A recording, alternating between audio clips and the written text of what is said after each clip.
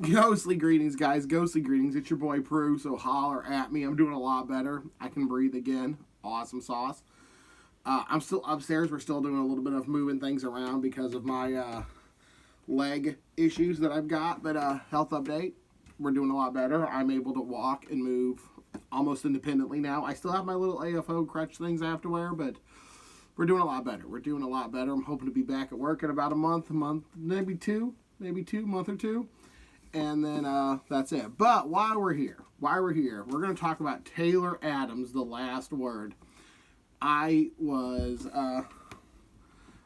out one day, just out. I had a couple of like books in my car that I read. I picked up at the library, and I sometimes just keep a book on me because I've been going to a lot of hospital stuff, and I usually keep really short books on me, like something like this, just 200 pages. And I had a couple of them. I found one of those like little reading libraries, like a little house. Looks like a house. You put a book in, take a book. So I put in a couple books, and Moat and God's Eye, two Larry Niven books that I read. And there was this book and another book I got in my car, and the other book I don't even remember the name, but The Last Word by Taylor Adams was in there. And I was like, all right, this looks like the last book I read, Aurora. And I read the little synopsis, and let me read you the synopsis. So there's this chick named Emma Carpenter, and she's on, I'm just going to assume it's Goodreads. And she lives in this remote, excluded, like little cabin on the beach, gets her groceries delivered, very, very introvert. And she gives this book she reads a 1 star, and the author comments back like, what the F? Why are you doing this? I don't like it. No. And then he honestly like shows up at her place, and that's where the plot sort of takes off. And if you're like me, you're on Goodreads a lot. I use Goodreads almost on every book I review. One of my big thing for Goodreads is it'll help me. Sorry, I got dust up here. Is if it'll be a part of a story. Like if it's like I can click on a book and just scan it, and it'll be like, oh, book 3 in a series, because like I've had issues where I've read a few books and it was like book 4 in a series and I didn't know, and I was like, well, that's why I'm confused. So I use Goodreads a lot, and I'll be honest, I'm not the most generous dude on Goodreads. I could read a book and it'll be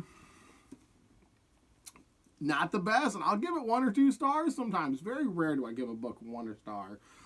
I have done some 2 stars, though I'm not going to lie. I've done my fair share of 2 stars. Most of everything I read is a 3 or 4 stars. So if I can finish the book, it's a 3 star. Because at least I got to finish it. It's like a Domino's pizza. But I definitely was like, oh, shit, this could happen to me. So let me get into the consensus of the book. Emma Carpenter is a girl, like I said, very introvert, and she lives in this little cabin. And a big part of the book is the backstory on why she lives in the cabin. She is the backstory with, I don't want to go on, but she with her relationship with her husband and how that started, and that's a fun story. I really enjoyed those couple chapters about her and her husband meeting, and that, and how their relationship is currently, and I don't want to give away a spoiler, but that's a big part of it.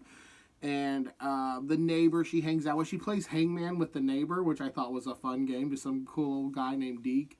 And I thought that was fun. I really enjoyed all the characters. The plot, as I said earlier, was definitely what hooked me in, was because of she gives a book a bad rating, and the author comes to basically beat her up or stab her with a sword, and then it turns into like a cat and mouse game. And I was like, holy crap, that was intense. That definitely, it's like when Stephen King writes about a guy who's an author or a guy who loves books, you can feel relatable because being that I'm reading the story, you're definitely loving books. You're a reader, so I definitely hit home. And Taylor Adams wove a really good story here. The pros and cons, though. Pros, like I said, the characters are fun, and it's a really cool setting. And I love this cover art. That's amazing cover art. If I were them, though, I would have dolled this down and brought this up. I really like the house. I really thought that was a cool picture. It just seems like so insignificant with the big wording right here.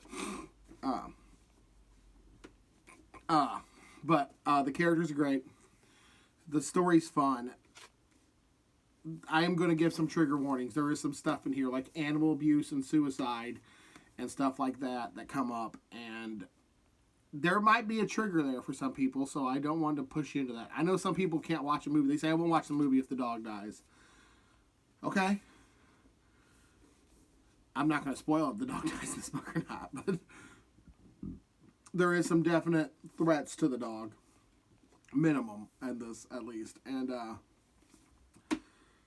I just really enjoyed it. The cons, though, there was parts where the author kind of loses momentum, where we're running uphill, and I'm like, and she's like, she's gonna get away, or there was a sudden slam, and I'm like, oh my god! But then it like cuts to like a really weird like backstory or something, and I didn't like the cut, and I get why he does that to build momentum, but definitely took me out of the story. So keeping momentum was definitely a problem I had in this book, but I'm not gonna lie, it's 300 pages. I read it in 3 days, 100 pages a day, so definitely it's a page turner.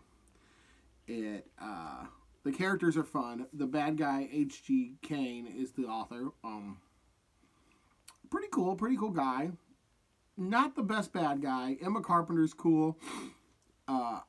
The first 2 parts of the book are great. The last little bit, definitely. There's a part where they're like sort of chasing each other, and that kind of was overdrawn.